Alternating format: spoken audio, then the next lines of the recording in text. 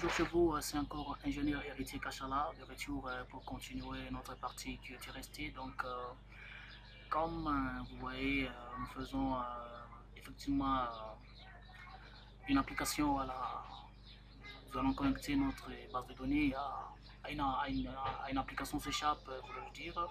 Voilà, donc aujourd'hui, on va connecter notre base de données qu'on avait créée. Notre base de données s'appelle try2b. Voilà, donc je vais là, je vais d'abord fermer cette base de données. Voilà, je vais ouvrir Microsoft Visual Studio. Voilà,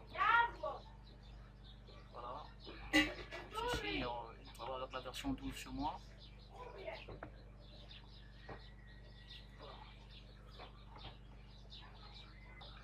Voilà, d'abord je vais créer un nouveau projet.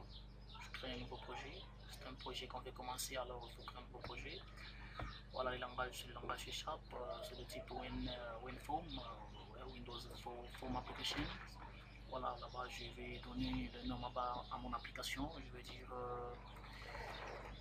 formation, voilà, formation 1. Voilà, et puis là-bas je mets connexion, voilà,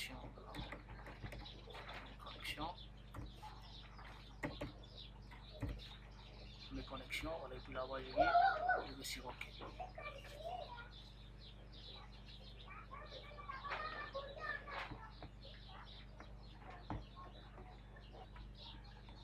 Voilà, nous sommes dans les projets. Voilà, nous avons le form qui est là, donc c'est cet espace qui va nous permettre de faire notre design, ensuite de suite, et choses aussi en programmation.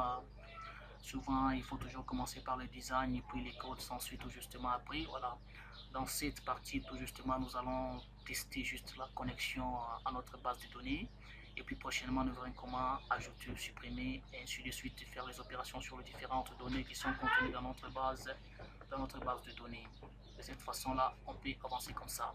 Voilà, quels sont maintenant les prérequis qu'on peut avoir besoin.